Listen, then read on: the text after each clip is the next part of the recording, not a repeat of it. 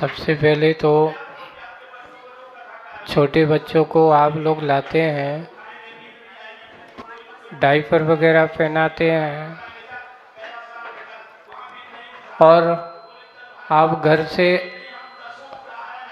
जब लाते हैं तो आपको सबसे पहले उन बच्चों को देख कर के लाना बुरा नहीं है, लेकिन अगर वो उसको गंदगी वगैरह करता है तो बच्चा तो अनजान है ना। इसका दोष किसको जाएगा? अपने यहाँ लिखा है कि अगर कोई बच्चा, सुनो, आप लोगों को आगम में भी लिखा कि अगर बच्चा मंदिर आदि में मलमूत्र आदि का विसर्जन कर देता है तो उस मंदिर की पूरी शुद्धि करने का विधान कहा है ना। और जिसने किया है ऐसे उन बच्चों के, उनके परिवार वालों को सामूहिक आकर के मंदिर में क्षमा याचना करना चाहिए, शांति विधान करना चाहिए। क्या करना चाहिए? शांति विधान, क्षमा याचना आदि का कार्य करना, क्योंकि आपके बच्चे अज्ञानता में ऐसा कार्य किया गया और हमारी गलती थी, क्षमा चाहते हैं। और इस प्रकार के कार्य सबसे पहले तो बच्चों को लाते हैं, अगर साफ सुथरे हैं पहले से उनको करके लाओ और ला करके पहनाते हैं, कोई दिक्कत। लेकिन अगर उसमें उसने मलमूत्र आदि कर दिया है और आपको पता है अब डायपर में है और आप अगर उसको मंदिर में लेकर के जाते हो तो ये ठीक नहीं है। तो मंदिरों में ऐसे इस प्रकार के बच्चों को ला करके और उसके अगर गंदे डायपर आदि पहनाते हैं तो इस प्रकार उनको बैठा करके पूजन आदि करते हैं, तो वो पूजन करना आपका ठीक नहीं है, ये दोष कारक माना जाता है। लोगों को आज के समय में हमारे बच्चों की तर्कणाएं हैं और तर्कणाओं को तर्क से ही उत्तर दिया जा सकता है। आप उनको समझाओगे तो उनकी समझ में आने वाला नहीं है। जैसे कि उनसे कहा, उनने कह दिया कि स्वर्ग होते हैं कि नरक होते हैं कि नहीं होते हैं, हमने देखा नहीं, हम कैसे माने ने? तो लोगों को कभी कभार तर्क से भी कहना पड़ सकता है। ये बताओ, तुमने अपने दादाजी को देखा है? बोले कि नहीं देखा, तो हम भी कैसे माने? उसको कहना पड़ेगा कि नहीं कहना पड़ा? बोले वो कहेगा कि मैंने तो अपने दादाजी को, तुमने देखा है? बोले कि नहीं देखा है, तो हम कहते तुम्हारे दादाजी थे? नहीं, नहीं, हमारे पिताजी कहते थे कि दादाजी हैं। अगर दादाजी नहीं होते तो तुम्हारे पिताजी कहाँ से आते? तो उनके लिए भी विश्वास, जैसे उस बालक के लिए पिताजी के कहने पर वो मान लेता कि नहीं हमारे दादाजी, और मान लो उन्हें फोटो दिखा दी कि देखो ये तेरे दादाजी हैं। अब वो फोटो में तो देख रहा है, साक्षात तो उसने नहीं देखा। ऐसे ही अपने यहाँ लोगों को ये कहा जाता है कि देखिए, अच्छा करने वाले को अच्छी गति होती है, बुरा करने वाले को बुरी गति होती है। इसका फल, उसका वेदन उसको कराने के लिए स्वर्ग नरक व्यक्ति को अपने आप भरोसा करना पड़ता है कि नहीं, ऐसा नहीं होता, ऐसा नहीं है। अगर आप ऐसा नहीं मानते तो आपका आना जाना, आपका अच्छा करना, कहाँ से आए हो, कहाँ जाना है, तो तुम कहाँ, तुम्हारा अस्तित्व क्या था, इसके बाद तुम कहाँ होंगे, तुम्हारा अस्तित्व क्या होगा, ये सारी की सारी बातें हैं। ये मात्र इससे वर्तमान के भव को देख करके नहीं करना चाहिए। उनके लिए जैसे हमें अपना विश्वास, हमारा कर्म, हमारा धर्म हमारे ऊपर ही आधारित है, इसलिए किसी के कहने से नहीं, उसको हमें भरोसा रखने पर ही हो सकता है। तो बच्चों को भी यही दिखाना चाहिए, उनको तर्क से करके, ऐसा जैसे हम दादाजी आदि को मानते हैं वैसे ही हमारे स्वर्ग नरक, भरत चक्रवर्ती आदि, रत्न आदि ऐसे हैं आगम में। हमारे भगवान कभी झूठ, उनकी वाणी कभी झूठी नहीं होती, वो सत्य ही होती है। वो जो लिखा है ग्रंथों में वही सत्य है, यथार्थ है। अब देखिए, ये मत सोचो कि अब याद नहीं होता, है ना। बात सत्य है कि एक उम्र की सीमा होती है, उम्र का अपना एक पड़ाव होता है। एक पहले कहते थे ना कि जब स्कूल जाते थे कि नई स्लेट पर लिखना अच्छा लगता है, लेकिन उस स्लेट पर बहुत सारा लिख करके भला ही मिट करके लिखा जाए, लेकिन उसका असर क्या हो जाता था, कितना भी हो खुरदरा है, लाइनिंग आइनिंग कुछ ना कुछ तो गड़बड़ हो ही जाती है। फिर आदमी को उसमें लिखने में कुछ को खिस्ते खिस्ते साफ भी कर लो फिर भी उसमें स्पष्ट दिखाई नहीं देता था। जैसे स्लेट की दशा है वैसे तुम्हारे अपने क्षयसम की दशा भी वही है। क्या होता है कि बचपन जो होता है विकल्पों से रहित होता है ना, और विकल्पों से रहित होता है तो उस समय जो आप सिखा वो बल फट से क्या होता, सीख जाता है। अब जैसे जैसे उम्र बढ़ती है वैसे वैसे स्लेट के ऊपर लिखता बहुत जा रहा है, विकल्पों की तारतम्यता लगती चली जा रही है। अब उस लिखे के ऊपर और लिखना, अर्थात वो दशा कैसी है, क्या लिखूं, ये याद रखूं कि वो याद रखूं, ये करूं कि वो करूं, ऐसा है। तो 50 के बाद अपने क्षयसम की दशा दुविधा में पड़ी होती है, और जहां दुविधा में पड़ी वहां एकाग्रता नहीं बनती, और एकाग्रता नहीं बनती वहां याददाश्त भूल जाते हैं, भूलने लगते हैं। तो इसलिए अपन को ये ध्यान रखना चाहिए कि हमने जो सुना है वो मुझे समझ में आया कि नहीं। अब जो उम्र जो होती ना, समझ में आया, और जितना समझ में आया अगर उसका 1% भी याद है, उसको आचरण में लाने का समय है। अब याददाश्त करने का समय नहीं है, अब रटने की जरूरत नहीं है, रटने का समय था वो निकल गया है। अब तो उसको आचरण में लाने का समय है। जितना समझते चलें हम उतने उतने अपने अंदर की त्याग वृत्ति, उदासीन वृत्ति में आते चले जाएं। जैसे कि अब मेरे अंदर भाव जागे हैं, तो भाव जागे हैं तो ये सोच लो कि हम अगर तत्व को समझना चाहते हैं, तत्व को समझना चाहते हैं तो अपने आप को ऐसा बोले एक बालक की समय भाग 1 से चालू कर दो। स्वाध्याय करना है, समझना है, उसको एक बार अच्छे समझ लो, वो समझ में आ जाए, अगला और समझ में आएगा। धीरे धीरे हम पढ़ने की कोशिश करते चले जाएंगे। बस ये सोचना कि मुझे समझ में आ जाए, वो समझ से हमारा थोड़ा सा आचरण में कदम वैसा बढ़ जाए। अब समय याद करने का और रटना रागने का समय नहीं है। तुम्हारे यहाँ रहने वाले जो हैं, मंदिर कभी कभार आपके कॉम्प्लेक्सों के नीचे होते हैं और आप फ्लैटों के ऊपर होते हो, वहीं पर आप लोगों के रहने वाले हो, तो सबसे बड़ी बात तो मंदिर परिसर के साथ वहाँ पर तो सब कुछ होता है, लेकिन अपन को उसको सत्यानुष्ठान, अपन जैसे भगवान जहाँ विराजमान है, ऊपर का परिसर है, ये आने जाना वाला रोड है। अब मान लो अगर अपन ऐसा कहते तो फिर तो आपको यहाँ से जूते चप्पल पहन के भी नहीं निकलना चाहिए, है ना। तो ये परिसर अपन ने जो बनाया गया है, इसलिए अपन ने एक कॉमन लोगों को बैठने के लिए, तो अपन मंदिर का परिसर ऊपर वाला एरिया ले लो कि वहाँ पर अपन को भोजन पानी नहीं करना।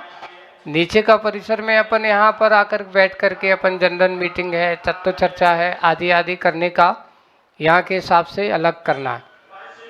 वैसे तो अब तुम्हारे यहाँ जगह की प्रॉब्लम रहती है, जगह करना जाएंगे, कोई भी कार्यक्रम करना जाएंगे तो ठीक है, यहाँ प्रवचन हो गया, बाजू के बाहर वहाँ कर दिया, दूर परिसर में अपना ऐसा, तो कुछ सत्यानुष्ठान बनाना पड़ता है काम करने के लिए। दोष नहीं लगता है, मतलब दोष तो नहीं लगता है, और फिर बाद में कहो जाए तो दोष लगता भी है ना। दोनों ही बात है। हमारी साइकोलॉजी, अगर हम विवेक से काम करें तो दोष नहीं लगता, और विवेक से काम नहीं करें तो दोष लगता भी है। अब इसमें कभी कभार क्या होता, तो थोड़ा सा इसका क्या हो, मान लो जैसे कोई बच्चा है खाते खाते ऊपर पहुंच गया, तो ये थोड़ा सा दोष का कारण बन सकता है। तो उस समय अपन को क्या करना पड़ेगा, जब यहाँ भोजन पानी, तो मंदिर का भी कोई जाए तो वहाँ पर एक आदमी बैठ जाए, कोई बच्चे वगैरह ऊपर ना जाए ऐसे खाते भी, तो इसका अपन को विवेक ध्यान रखना पड़ेगा। अब लोग हम क्या करते हैं महाराज, हमने अपने जीवन काल में कभी कोई नशा नहीं किया, कोई बीड़ी सिगरेट नहीं पी, कोई तम्बाकू नहीं खाई, फिर भी कैंसर कैसे हो रहा है, कैंसर का कारण क्यों बन रहा है। उसका कारण यही है, हमारे यहाँ अनेक प्रकार की अमोनियम गैस का या मिली हुई चीज़ों को जो जितना ज़्यादा खाएगा उससे हड्डियाँ गलती हैं, हड्डियाँ कमज़ोर होती हैं, अमोनियम गैस। और वो गैस जितने भी फ्रिज वगैरह में होते हैं सब में उसका ही प्रयोग किया जाता है। इसलिए ज़्यादा ठंडा खाने की, ज़्यादा ठंडा करने की बात नहीं होना चाहिए। कौन सी चीज़ कितनी ठंडी होना चाहिए, कैसी होना चाहिए, किस रूप में होना चाहिए, तो गैस आदि से बना हुआ वो इतना ठीक नहीं है। अब गैस यानी अमोनियम आदि जितने भी ठंडे करने वाले हैं, तो इसलिए हाँ, पहले लोग ठंडा करते थे, वो ठंडा अच्छा है। आपको पानी अगर ठंडा करना है तो मटके में रखो, ये आपके लिए नुकसानदेह नहीं है। धातु के बर्तनों को पहले अच्छे से क्या कर देते थे, एक कपड़े में आप बांध करके रख दो, देखो इतना फ्रिज से ज़्यादा ठंडा हो जाएगा। इतना हम लोग प्रयोग करते थे गर्मियों में, ब्रह्मचारी अवस्था में। क्या होता था कि सुबह सुबह से महाराज की आंखें या कोई इस प्रकार के देना, ठंडा पानी से उसे छींटे लगाना गर्मियों के समय कुंडलपुर आदि में। तो क्या एक छोटा सा तांबे का, एक जिसे अपन कहते लोटा का हो या छोटी गगरिया का हो, है ना, जिसका मुंह छोटा है ना, आप उसमें पानी भर दो, गरम करके पानी अच्छे से गरम उबाल के रख दिया और पानी भर दिया, और उसको एक अच्छा ऐसा अच्छा मजबूत कपड़ा लो, उसको गीला करो और गीला करके उसको बांधो और झटके के साथ उसको उल्टा कर दो। यहाँ साहब बिल्कुल पूरा पानी, आपका एक बूंद पानी नहीं गिरेगा। और रात भर में जब तुम सुबह खोल करके देखोगे ऐसा ठंडा पानी मिलेगा, फ्रिज का पानी क्या ठंडा होगा। प्रैक्टिकल करके देख लेना घर पे तुम अपने। कुछ लोगों की बात आती है कि भक्ति में तो ज़्यादा मन लग जाता है, और पढ़ने में जो आने की बात आती है तो वो समझने के लिए थोड़ा सा बैठने में लोगों को नहीं लगता है। ये हमारे उपयोग की आधारता है। क्या होता है कि भक्ति में थोड़ा सा माहौल गाना बजाना सा हो जाता तो उसमें मन लग जाता है, और इसमें थोड़ा सा समझने की बात आती है तो लोगों को समझ में नहीं आता, तो आदमी को कहता है अगर आप एक बार समझ में आने लगेगा ना तो आपका मन अपने आप क्या हो जाएगा, लगने लगेगा। समझ में नहीं आ रहा है इसलिए मन नहीं लग रहा है। इसलिए कोशिश करो कि अपन कोई भी बात सुने थोड़ा सा। हर विद्यार्थी को पहले जब छोटे हो तो बच्चे स्कूल जाने में रोते क्यों, क्योंकि वो जाना नहीं चाहते, उनको खेलना है। फिर अपन जबरदस्ती क्या करते, मार मार के जाओ स्कूल जाना ही है। और वो शुरू में तो क्या करना पड़ता है, उसको जबरदस्ती भेजना पड़ता है। धीरे धीरे जब उसका मन स्कूल में लग जाता है तो अब तुम मना भी करोगे तो वो कहते हैं नहीं मुझे तो स्कूल जाना है। ऐसी दशा हमारे मन की है। उस बच्चे की बात है, उसको समझाना पड़ता है, बिठाना पड़ता है कि नहीं जबरदस्ती बैठ, नहीं समझ में आता तो सुन। बच्चे को मन की उसके लिए समझाने की ज़रूरत है। वैसे करेंगे तो भक्ति के साथ साथ स्वाध्याय भी बहुत ज़रूरी है, वो भी समझना। क्योंकि बिना स्वाध्याय के हमारी भक्ति का हमने क्या किया क्या कहा ये समझ में आएगा नहीं, तो वो हमें समझना है। तो भक्ति के साथ साथ स्वाध्याय भी हमें करना जरूरी है। द्रव्य छेद काल भव, तो द्रव्य जैसे अपन है, अभी आपके पास कौन सा है द्रव्य है, तो अपन देखे तुलना करो। जैसे मनुष्य पर्याय हमारे लिए द्रव्य की तरह है ना। क्षेत्र कौन सा है, आप कहाँ, तो बोले कि आप भरत क्षेत्र में हैं, आर्यखंड में हो, आर्यखंड के भी महाराष्ट्र है, भारत देश में हो, भारत देश के महाराष्ट्र प्रदेश में, महाराष्ट्र प्रदेश के मुंबई में हो, राजधानी में हो, आदि आदि ऐसे। तो ये जहाँ अपना है द्रव्य क्या हो गया, जैसे अपन हर चीज़ में लगा देंगे अपन। जैसे कि कोई भी अपन अचेतन में भी लगा देते हैं, किस काम का है, क्षेत्र है, काल है, कौन से काल में हो, ये जब पंचम काल में है ना। और फिर भाव क्या है, तो इस मनुष्य भाव से अगर तुम चाहो तो इस मनुष्य पर्याय से अपना क्या कर सकते हो, कल्याण भी कर सकते हो, पाप भी कर सकते हो, नरक भी जा सकते हो, स्वर्ग भी जा सकते हो, मोक्ष भी जाने का प्रसाद कर सकते हो। ये भाव के ऊपर आधारित है। हमारे जैसे भाव होंगे वैसे द्रव्य क्षेत्र काल भाव, ये हमारे चार चतुष्टय माने जाते हैं। ये इनको कहते हैं 100 चतुष्टय। हर व्यक्ति के पास होते हैं। हर व्यक्ति, हर जीवात्मा के स्वार्थ चतुष्टय हुआ करता है, किसी पर चतुष्टय नहीं। कर्म का बंध करते तो हम अपने स्वार्थ चतुष्टय द्रव्य क्षेत्र काल भाव के अनुसार करते हैं, उसके अनुसार ही हमारा बंध होता है, हम ही उसका उपभोक्ता करते हैं। तो इस प्रकार हमें इनको अच्छे से समझना चाहिए। ये हमारे द्रव्य क्षेत्र काल भाव और भव, ऐसे पंच परावर्तन जो संसार में परिभ्रमण कर रहे हैं तो इसको पंच परावर्तन भी कहते हैं। द्रव्य, क्षेत्र, काल, भव और भाव। भव की अपेक्षा से जैसे मनुष्य भव, नरक भव, त्रिंच भव, इसके संसार को पंच परावर्तन, इनमें 5 प्रकार के परिवर्तन जीव जो करता रहे, इसके लिए इसका नाम पंच परावर्तन भी कहा जाता है। तो ऐसे ही इनके अपेक्षा से द्रव्य क्षेत्र आदि का कथन किया जाता है। एक अभी अपन को ये ध्यान रखना, वो अगर दान दे रहा है तो दान देने का पुण्य अलग आ जाएगा, है ना, देने का भाव उसका है वो अलग है। लेकिन उसके साथ साथ अगर वो ये सोच रहा है कि मैं दे रहा हूँ, जो मैं कहूँगा वो होगा, ये उसकी भ्रमणा है। ऐसा कहना उसके लिए दान का अनुमान सम्मान नहीं, उसका बहुमान नहीं है। तो दान देते समय कभी भी ये भाव नहीं करना कि जो मैं कहूँगा वो करो, जो मैं ऐसा कहेंगे वैसा होना चाहिए।